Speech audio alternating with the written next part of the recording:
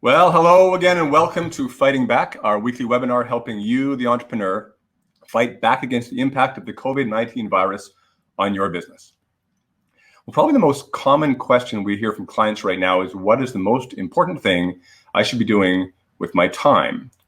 The coronavirus has forced radical changes on much of the economy, and many owners are finding themselves with time on their hands. They may or may not be happy about it, but it is a reality nonetheless.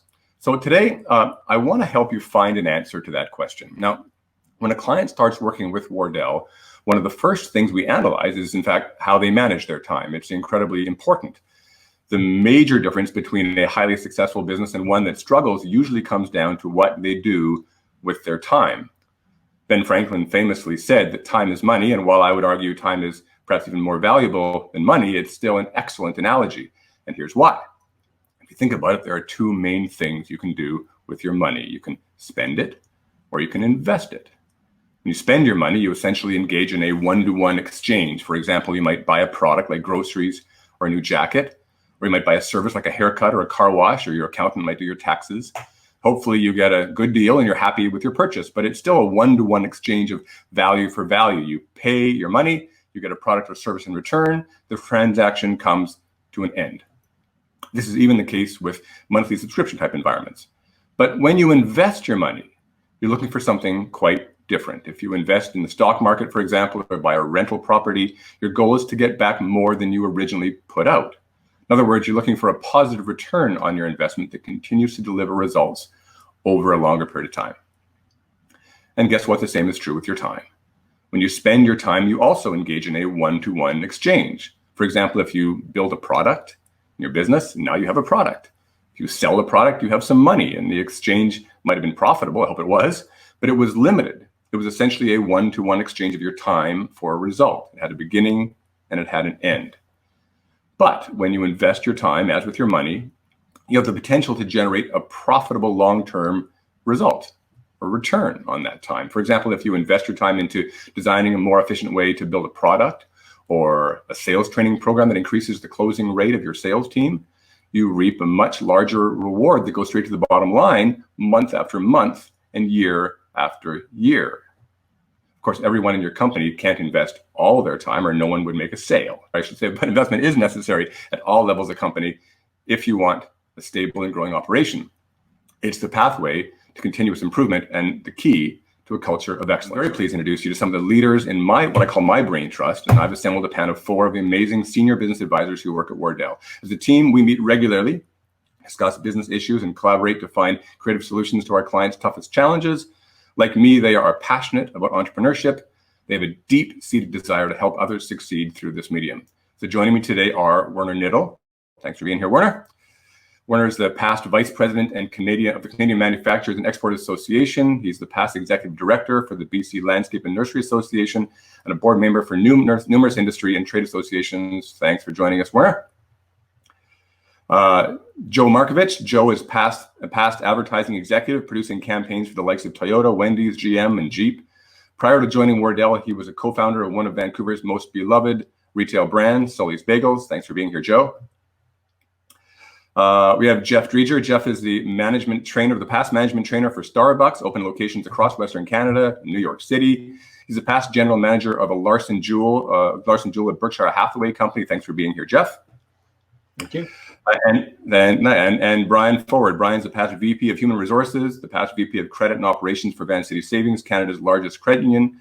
Also past VP with BDC, the Business Development Bank of Canada, for those of you in other countries, and a board member with various organizations. So great panel. Thank you all for being here. Really appreciate it.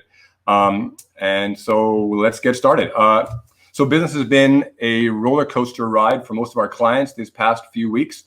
But I am happy and quite proud to say that none of our clients have gone out of business. They've all, certainly some have been hit hard with huge client losses suddenly, but all have been surviving and are all fighting through this with all kinds of amazing ingenuity, much due to the people sitting on this panel with me right now, which is amazing. So the first question really is about today, what's going on right now, and then we'll kind of wander a conversation into the future, okay? So I'd like to know what advice you're giving your clients right now to help them adapt to this current business climate. And Werner, I'll start with you if you don't mind. What's going on? Yeah, thanks, Mark. The first thing that I'm speaking to my clients about is really their role as a leader in any organization, especially during a time of crisis. I mean, all eyes are on the senior manager, the owner, president, managing director, whatever your title is. First and foremost, I always say, look, take care of your staff, the people inside your organization, inside your company. They're looking to you for direction and clear understanding of where the company is going. You know, what I tell all of my clients is the health of your staff is your number one priority, because without them, you're really not going to have a company. You can't serve your clients. You can't fight your way out of this thing.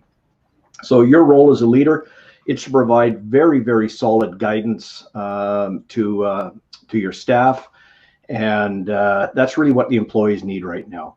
You need to address their immediate concerns, right? Then you can focus on operations. Again, without the employees, you're not going to have a good set of operations, and you're not going to have the ability to service your clients. I always find that in times of crisis, it's actually a great opportunity to strengthen your corporate culture and get everybody working together. You know, the attitude of the executive is everything right now.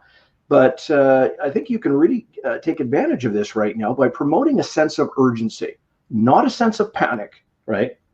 I think your message has to be that calm is contagious, right? Yeah, I agree. Staff want clear, concise, and timely information, right? Like, make sure it is clear. Make sure it's detailed.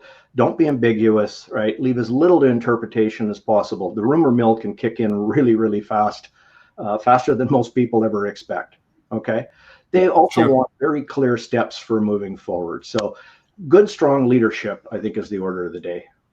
Yeah, I know it's communicate. Like when you think about it, when you don't communicate clearly with your staff, what happens is they see a black box, and the problem with the black box is they assume something negative is inside that black box, right? They assume the worst, when you know it may not be the case at all, right? So communication, I totally agree with you, Werner.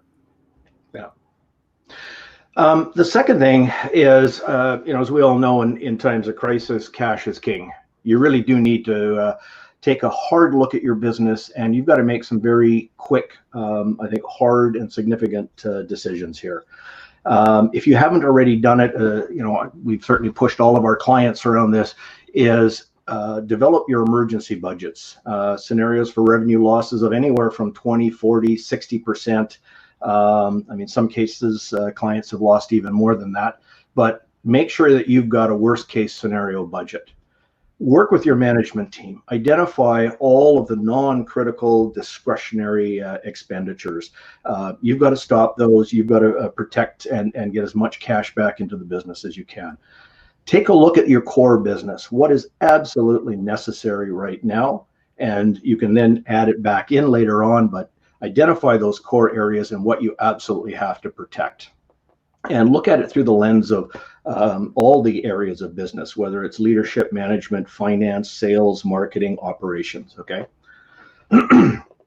And you have to identify the core staff that you're going to need and identify those. Unfortunately, in some of these cases, you may have to lay them off, hopefully temporarily, but you know, that's the reality.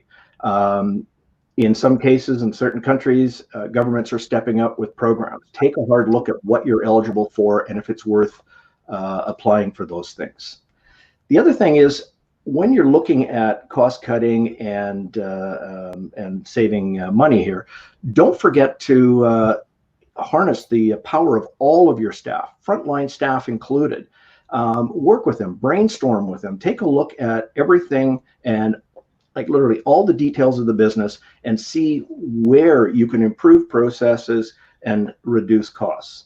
I've got a client that has done that, and I mean, they identified 30 or 40 different items where they can start saving some money almost immediately. Some of it is very small and some of it is quite significant, but everything counts when you're in a time of crisis.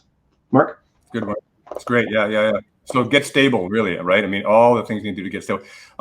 Hey, Jeff, how about you? What's going on with your clients, and what advice are you giving them right now?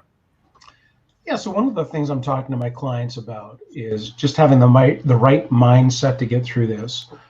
we're in a situation where we have a 24/7 news cycle pumping information, most of which is negative.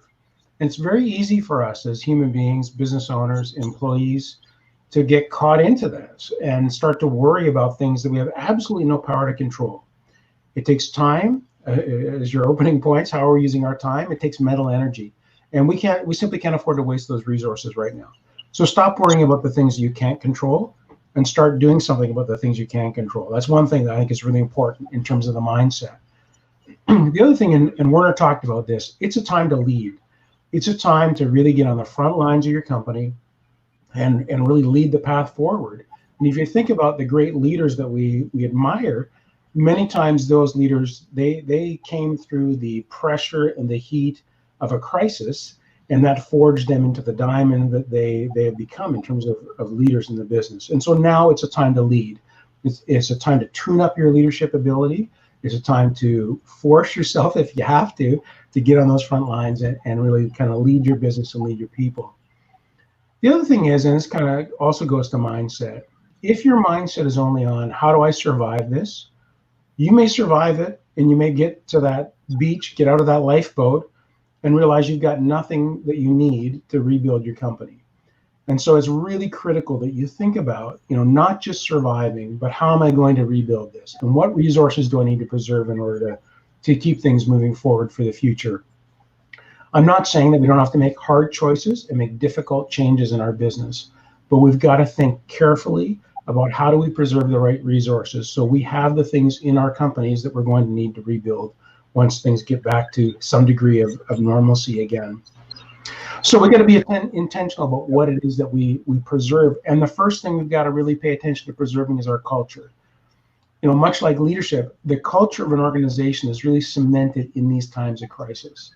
When you look back at your business and you tell stories about your business, you probably don't tell the story about that great quarter when the sales came in just the way you wanted them to and everything lined up and you had a great quarter. You probably tell the stories about when things went wrong and your team rallied. You had some kind of a failure in the business and you came up with ways to overcome it.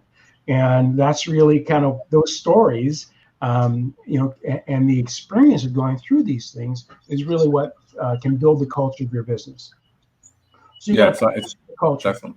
You got to walk the talk, like pull out your mission, vision, values, read it every day, first thing you do in the day, and ask yourself the questions. Are we really walking the talk, or are these just words on a page?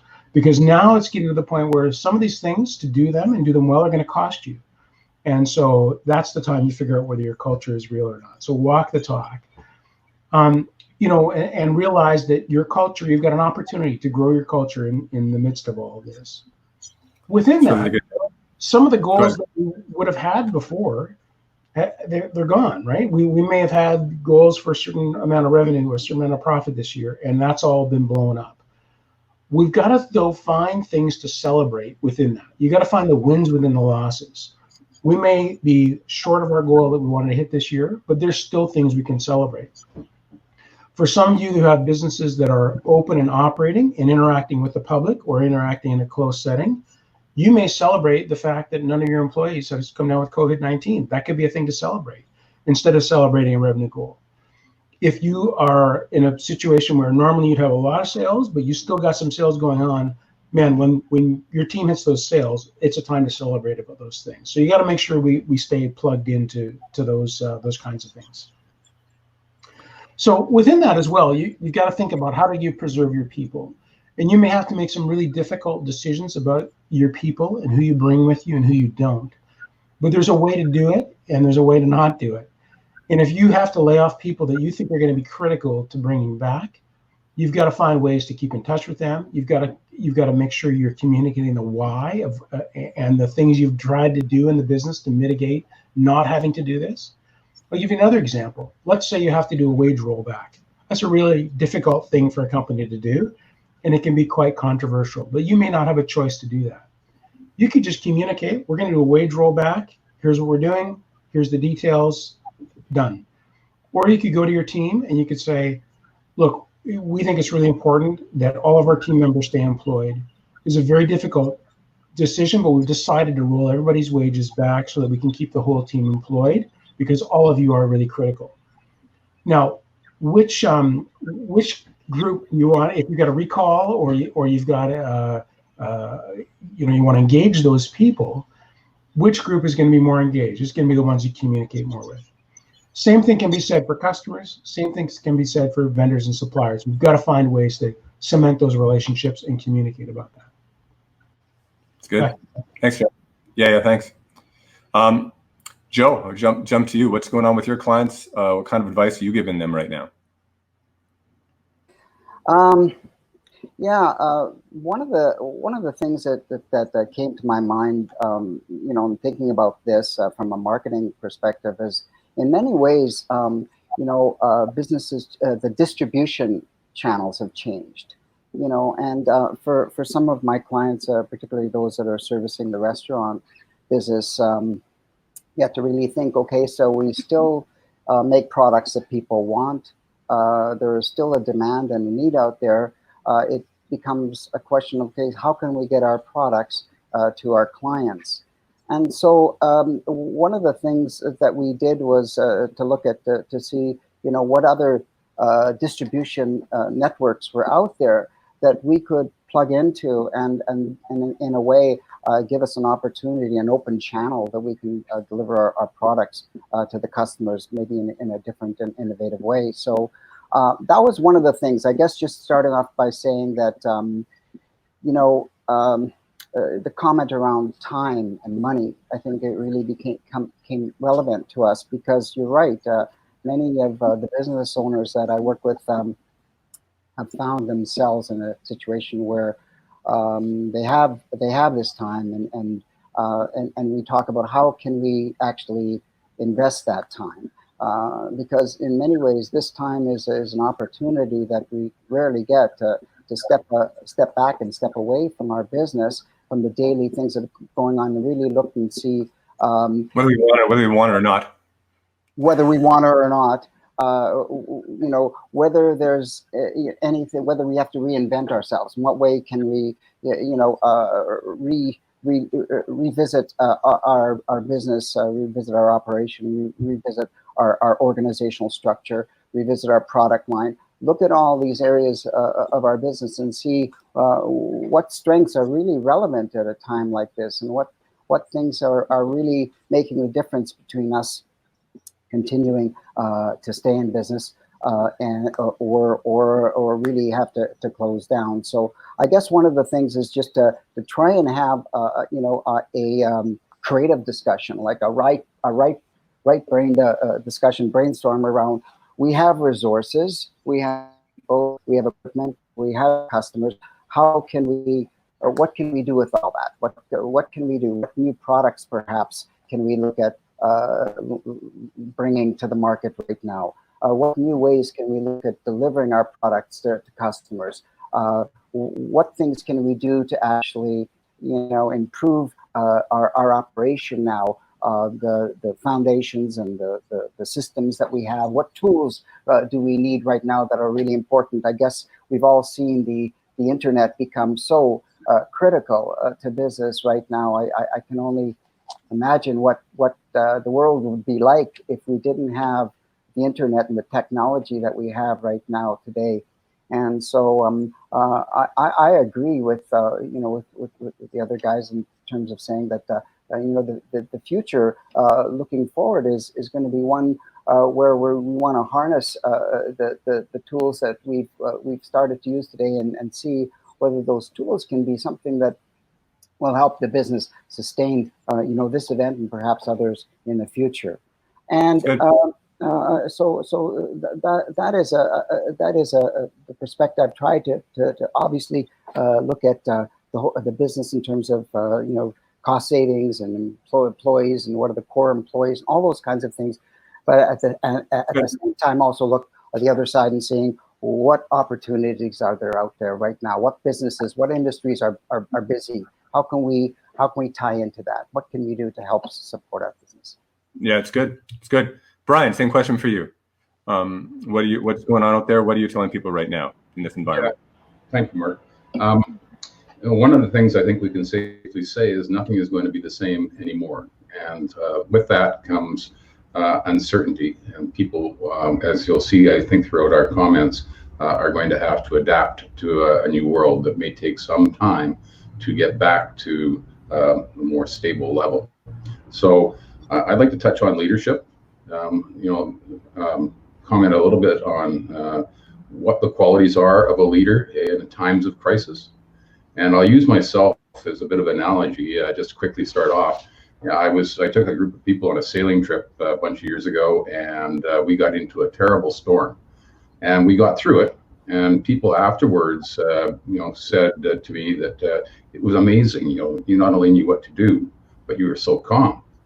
And I knew what to do, but the truth of the matter is I was terrified, but I just didn't show it. So I think the mark of a good leader in this day and in this time of uncertainty is to show, first of all, that you're in charge and that you've got the calm and collective understanding of what needs to be done. And people need to know that you have that in hand, because if they get the sense that the organization is disjointed, if there's mixed messages coming out from senior management about what's being done and what might happen, that generates fear and uncertainty.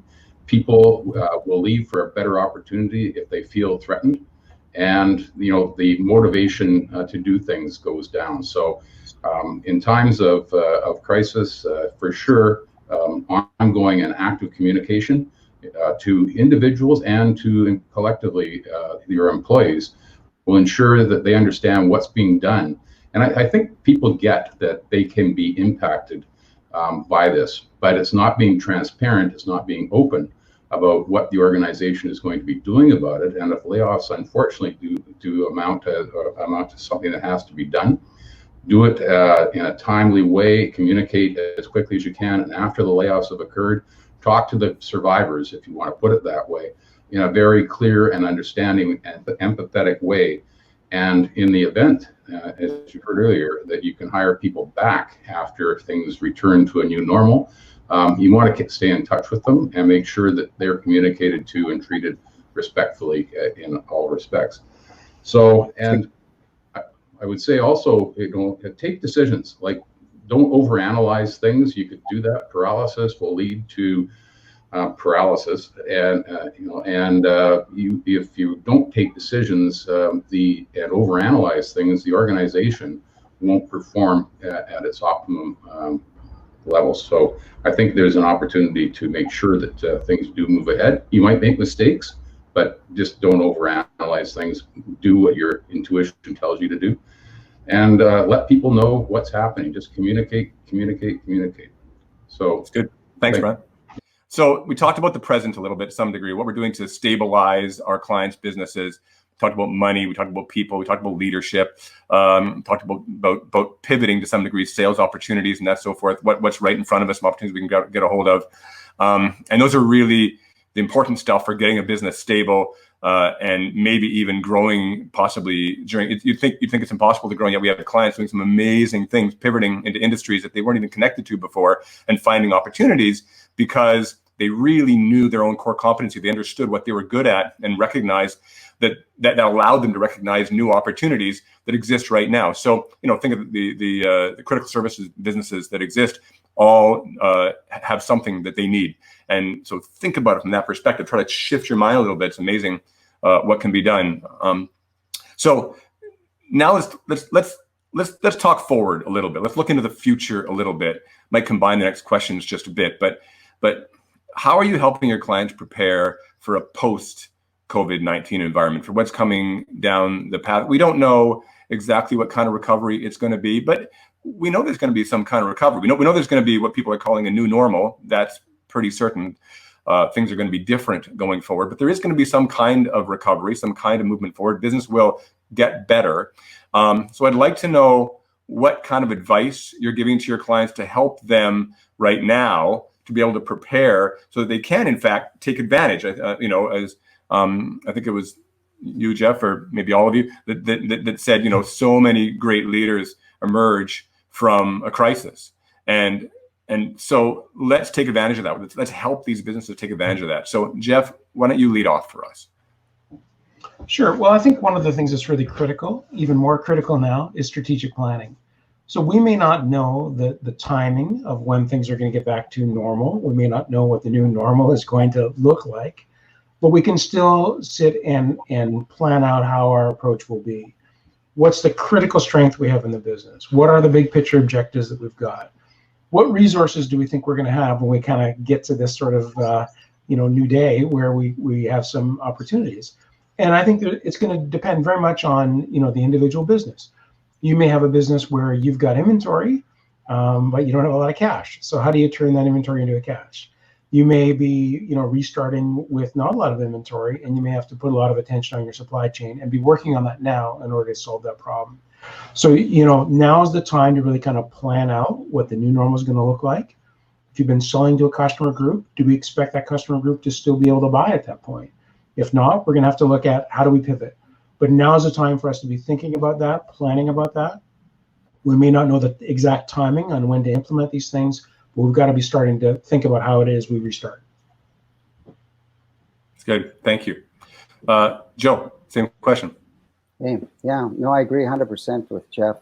In fact, a couple of my clients have been asking to do exactly that, to do a strategic planning session with me. And as you know, we have a format for doing that and looking for the next 3 years and taking through a process. And so I think, yeah, that's a critical thing to do right now. And in that process, you're in a sense taking a bit of a fine-tooth comb through your business and seeing what really you need to bring forward in the new normal, as you call it. Thanks. Yeah, Brian, how about yourself? You're on. Yeah, good. Yeah, so I think in times of crisis, there's always opportunities that arise, and that we or businesses should be thinking about the ways that they can emerge from this stronger and better than they currently are, and perhaps even different. I think because of remote working, telecommuting, and those kinds of things, industries are understanding that that's not necessarily a bad thing. You can take cars off the road, you can eliminate commuting time, you can improve the employee effectiveness and engagement. And with technology being on the side, evidently as it is with us now, that provides for a much different environment. And I think you'll see banking, for example, change in a material way because, well, frankly, people don't like standing for an hour just to go in to see a teller. They used to like to go in for a coffee break, and that's not the way things are working. So I think you should get creative and embrace your employees because between their ears are ideas. They may not have said anything about them, but if you probe, I think you'd be surprised at what they can come up with. They probably got answers about how things can be better for years, and all they had to do was be asked. So I would engage them, get creative, and encourage a new way of going about your business. And where possible, employ technological advances. And also, I would say that the opportunity is an opportunity the opportunity that comes from the downtime is an opportunity to invest in your thinking about where the future is going to be. That sort of dovetails into what I was just talking about. But, if you invest in your future, I think it will bear out in better ways than, certainly if that was not the case, but also in better ways than what you might imagine. So thanks. No, it's very good. And I mean, your comment about technology, I think, is one that bears repeating and maybe even connected into the comment of training. We have a lot of our clients, I mean, people are listening, but they're around the world. Some are very large, some are smaller, some are in technology industry, some are not, but it doesn't really matter. Technology has always been important, but it's just taken a leap like nobody's business, right? In terms of importance for business right now. And any business that doesn't notice that, doesn't pay attention, doesn't actually invest in technology, I think those businesses are going to be left behind, and it doesn't matter what industry they're in. I think that's really an important thing for people to think of and understand. How can you leverage technology for the benefit of your business? Anyway, Werner, love your thoughts. Yeah, I'm just going to build off on what Jeff, Joe, and Brian have said. What I found with the clients, what's really helped them is really harnessing their teams, harnessing their management, harnessing their frontline staff. Again, looking ahead, they've discovered where the weaknesses are in their market segments, which industries were hit hard, which ones were less so. So again, what I've suggested and what I found successful with some of the companies is they have gone to their staff. They've actually held brainstorming sessions and said, well, which market segments can we go after? What products can we move into something new? But also, what modifications can we do to an existing product into existing or new segments? Or the third area, of course, and this is a little more creative, taking a look at what your core competencies are. I mean, if it's engineering and design, or if it's warehousing and shipping or manufacturing or whatever, can you apply those to completely different product lines now that go into either your existing or some new markets? Yeah. And I think one of the things that's been really interesting and worked very successfully for a client I just spoke with last week is they actually put rapid response teams together, rapid action teams. And what they did is they brainstormed, they came up with 5 or 6 things the group decided, they're really worth exploring. They created teams. Each one was given 3 days to go out there and do some rapid initial assessments and then come back and report on what the likelihood of success would be with those strategies. And they've decided on 1 or 2 to pursue it to the next level. Again, I think as Brian said, really go in there and harness your frontline staff. They've got ideas. They've probably been wanting to say things in the past, but just never have had the opportunity. That's really good. Actually, it can lead very nicely into my next question. Thank you, Werner, which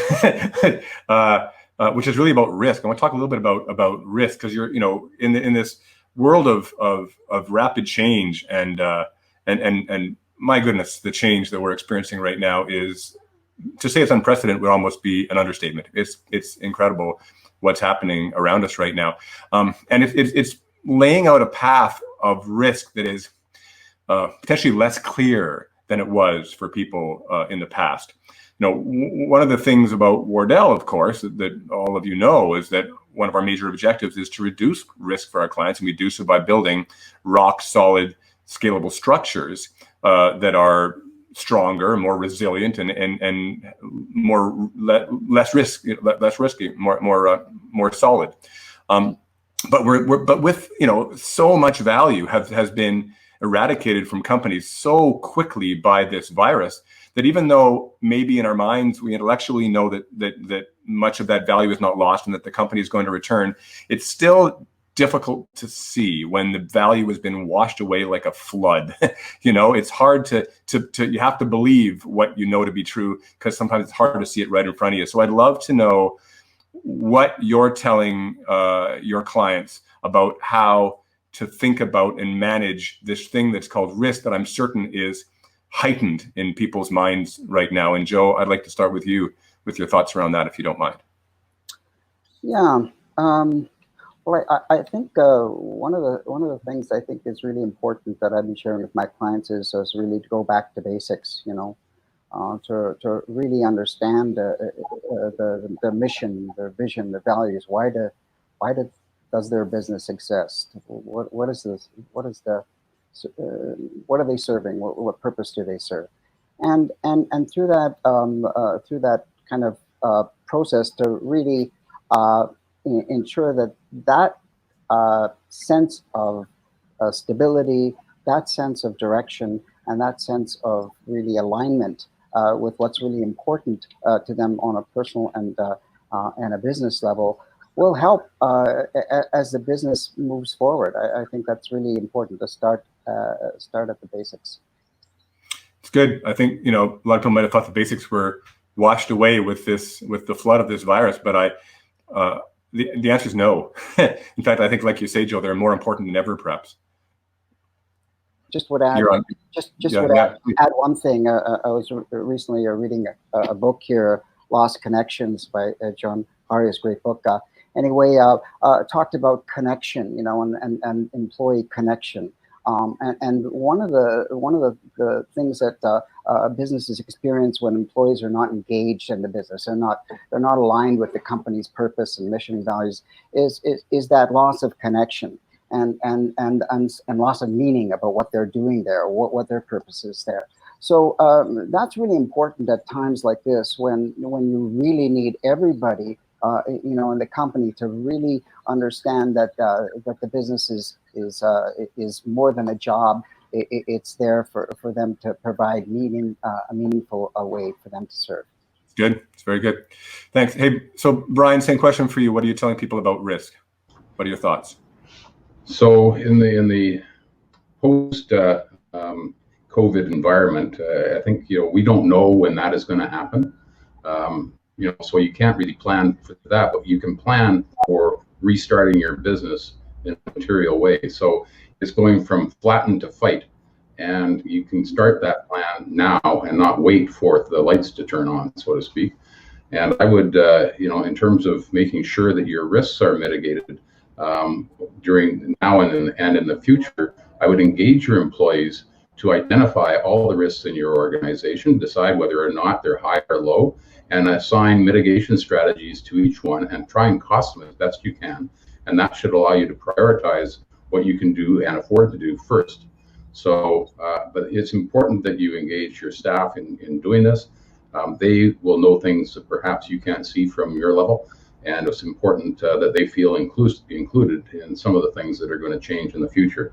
So I would get really ready to, as I said, to get ready for the fight as the curve flattens and the things are allowed to move ahead. As being said, I would take this downtime to invest in technology. I would understand, on another subject, how your outsourced vendors are doing, whether it's payroll or HR or accounting or something. Like, are they going to make it through this? And what strategies would you put in place to deal with if unfortunately they weren't able to perform as they had been? So I think it's necessary to do that. I would also go beyond your company's walls, talk to your colleagues in industry, and find out what they're doing, how they're doing it, and maybe incorporate some of those thoughts and share some of your thoughts in a collaborative way that can help all of us be stronger. So, and talk to your stakeholders. Like, banks are important. The banks don't like to be kept in a dark room and not know what's going on. So the best thing to do is communicate with them and communicate often. Let them know your progress, let them know your challenges. Don't, try and rose-colored glasses that they understand, and they will be empathetic and supportive. They have the tools in place to help you. So make sure that you take advantage of those resources wherever possible. Another risk is cash, and it's being absorbed.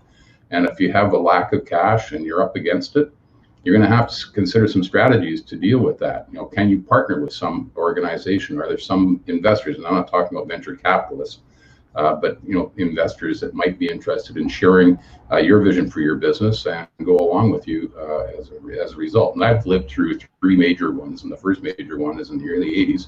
And there were people that came along, they had money, and they wanted to support the people that were struggling to stay in business. And yes, they made them a participating loan, so to speak, but they got paid back. And that was the whole idea. But they didn't, ask for, an inordinate share position. They just took a contractual arrangement to invest in that business. And the business has survived as a result. Everybody benefited.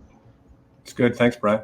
Hey, one of the things I mentioned in an earlier webinar was just commenting on what you're saying is it's natural for an entrepreneur to be proud, maybe too strong a word, but there's a bit of that in there. You've worked hard to build your business, and it's hard to accept help sometimes, to open up and be honest and say, I'm struggling, things are tough here. And so I really love what you're saying about communication. Be willing to talk to your banker and others, and be willing to be a little bit vulnerable, because we are all, in fact, in the same situation, all of us. So really great advice. Werner, what are your thoughts? Yeah, I'm just, again, going to build on what my colleagues have said, and what Brian was talking about in terms of the risks. One of the things that I'm suggesting for clients here and getting to do is, during this crisis, you've probably identified a lot of your systems and processes inside your company that right now are not really working very well. The inefficiencies and the workarounds and everything else that's happening here. I'm a big believer in continuous improvement, the whole lean world. And so I'm, getting companies to take a hard look at those systems and processes. Get what you need in a time of crisis is everybody to work together. Everybody's got to pushing that wheel in the same direction, right, with the same level of effort. So identify those critical processes Brian talked about, those critical areas that really need improvement. Put a team together, take a look at exactly what you've got to do. Empower your staff. And I think this is not a time for, or this is a time for leaders to really step out and delegate and let their staff do what they can do best. Really see who comes up and steps forward and is potentially your future leader there. Delegate the authority and the responsibility to the mid-level staff and move it on to the frontline staff. They really want to do a good job. Most people are proud of the companies they work for and want to be proud and want to be a contributing member. So one way to help reduce risk is really engaging all of your staff and getting them moving all of your processes and systems as efficiently and effectively as possible. It's good. Yeah, people often put systems off until it's too late, right? So it's something now is the time. It doesn't have to be all your systems. Just think about what the critical systems are, the most important systems, and really lock that down tight. Gives you a lot of strength for the future and helps to de-risk the company. I love it. Jeff, your thought? Yeah, sorry, go ahead. Sorry, I was just going to say, crisis is a great time to do that, because particularly if you had resistance from within the organization, even soft resistance to making changes, crisis, you can bowl over all of that. Yeah, crisis sure unifies. It's a great point. Jeff, what are your thoughts? You're on. There you go. There you go. Sorry about that. So I agree with all these comments. I think the other thing that we can really do, and I've been advising my clients to do to de-risk for the future, is really focus on building a culture of excellence in your business. And I'm a big believer in strategy. I believe in planning. I believe in all these things.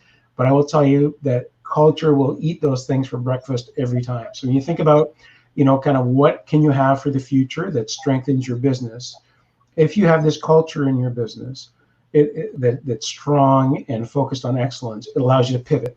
It allows you to move very quickly into different areas and know that as a group you'll move, as a group you have one another's back. And so really, focusing in on that. And I'll say something here that I think if you're going through this and the culture in your business is not actually getting stronger as you go through this, you're doing something wrong. Step back, look at it. You should be getting a stronger and stronger and stronger culture as you go through. Brian talked about sailing through a storm. I'd be willing to bet that the group that sailed through that storm are probably closer coming out of that storm than they were before they went into that storm. And it's just that way in your company too. So really kind of focusing on that culture of excellence in your business, actively strengthen it, do the things that are going to improve that culture. The other thing that I'd say is that there's never been a better time to radically change your business. Right now, you can do things in your business that you wouldn't even thought of doing, a few months ago. So think about things like, do I still need to have an office? Do I need a retail space, or should I be selling everything online? What could I do? Do I need the same, number of people that I had before?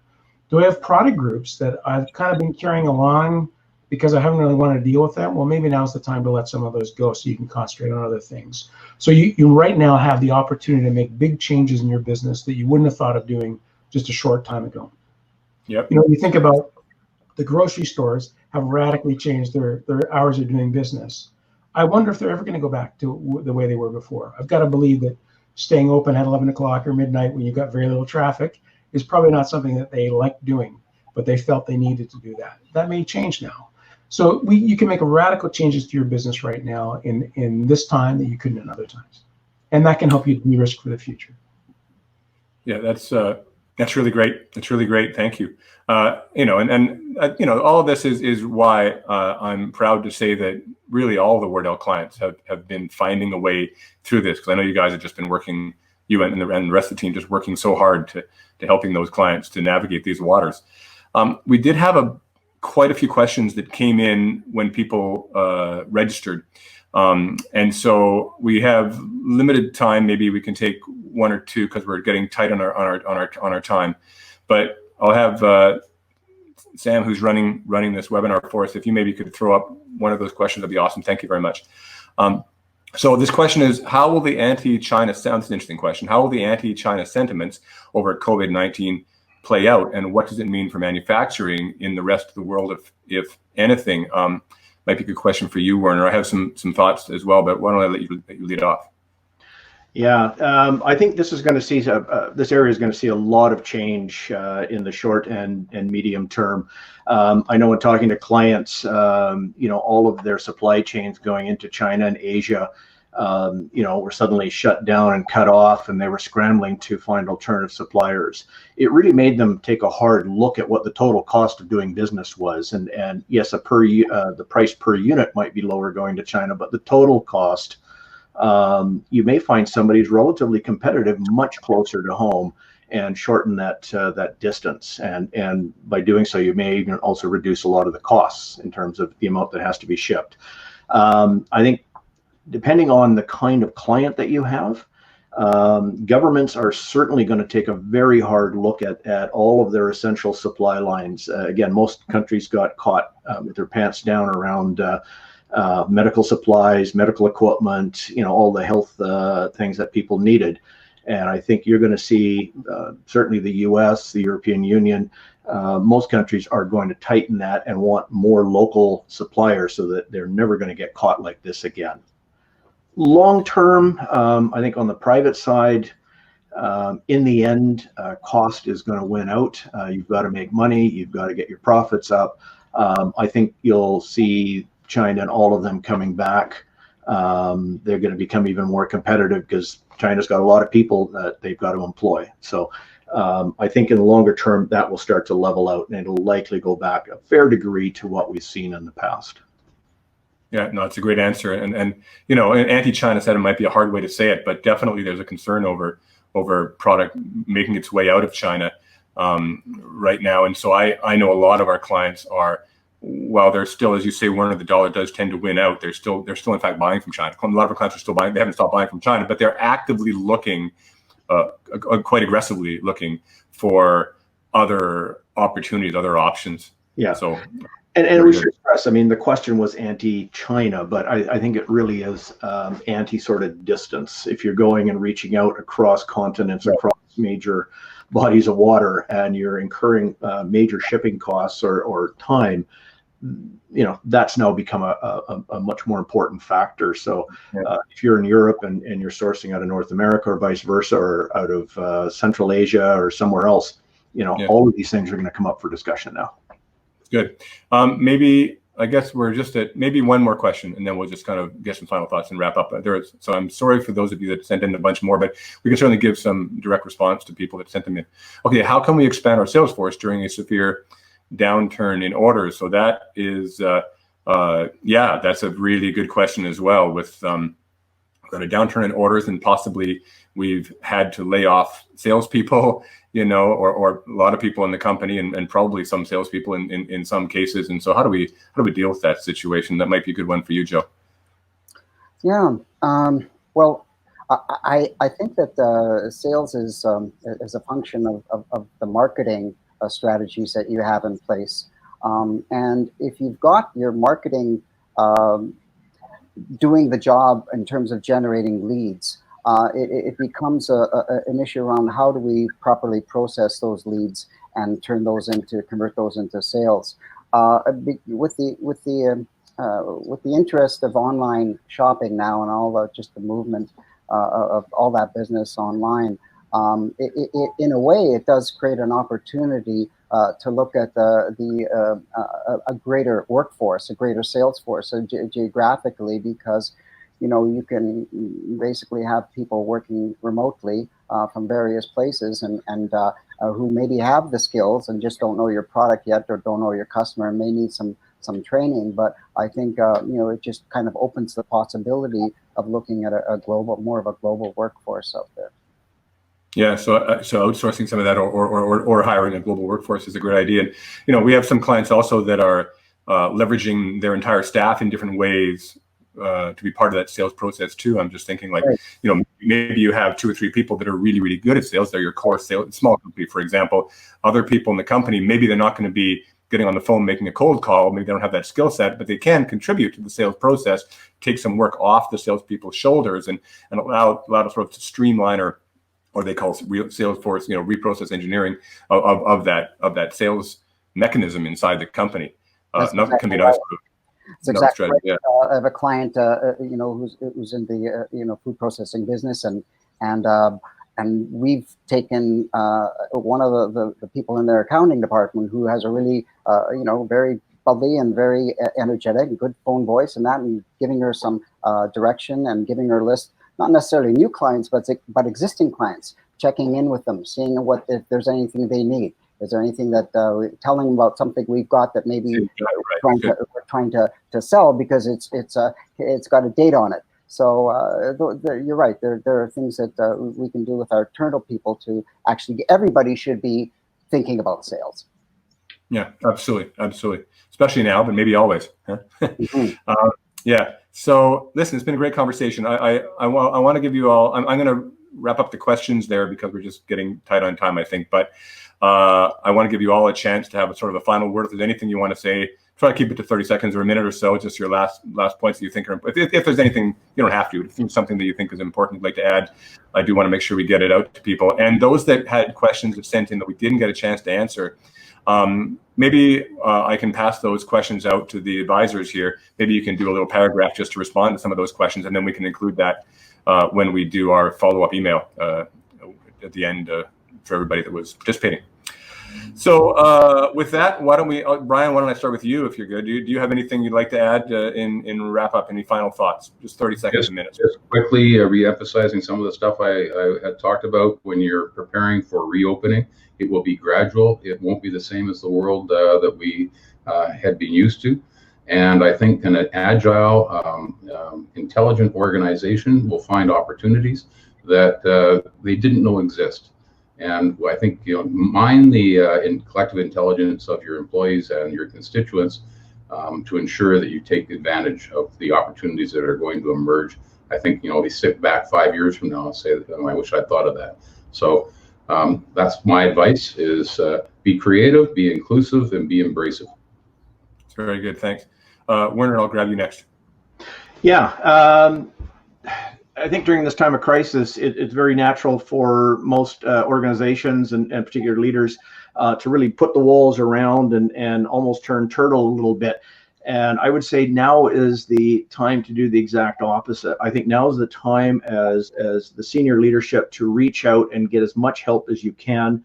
Whether that's through advisors like ours, I know this sounds a little self-serving, but also industry associations, other groups like that, get out and network with them. You would not believe the value that those organizations can bring, the knowledge of having peers and people in your industry that you can speak to. You're all going through the exact same problems and the same issues. So join, talk to them. Talk to your advisors. Now's the time to reach out and make sure you're getting the best advice possible. It's good, Werner. And just I'll comment for people. We've been running these regular sort of group networking, video conference based networking events where we connect with other companies that we think we'd have a good relationship with, and we all kind of get into this video conference room and learn a bit about each other's companies and explore ideas and ways we might be able to help each other grow. And so these kind of new ways of doing things. It's really easy and incredibly effective. So it's a great point. Jeff, what are any final thoughts? Yeah, very similar to the others. So, right now, it can be a very lonely thing to be leading a business through this. You haven't been through this before. You're not sure what it looks like. You're not sure what success looks like. It can be really challenging times. And I think it's a time to really lean on other entrepreneurs, friends, and advisors. And I'm certainly here to help you walk through this. I haven't been through this before either, but I've certainly been through stormy waters in businesses before. There are things you can do to make this better. There are things you can do to get out the other side of it and be stronger. And I'd love to help you with that. That's great. Thanks, Jeff. And Joe, any final thoughts? Yeah. I guess when I think about the owner or owners of the business, I think about your own personal health. This is a very stressful thing for everybody to be going through right now. And the fact is that stress weakens your immunity system. And so I think it's important to focus on your personal health. Do what you can to get enough sleep, to eat properly, to do some exercise, to meditate or whatever to calm your mind. Because, if you're going to be making, important and big decisions, it's better to do it from a place of calm and clarity than a place of confusion. Good. Right. Well, hey, thank you all for your time. Thanks everybody for watching. We'll do this again next week. Until then, go make it happen. Thanks a lot. Take care. Bye-bye. Thanks, everyone. Thank Be well.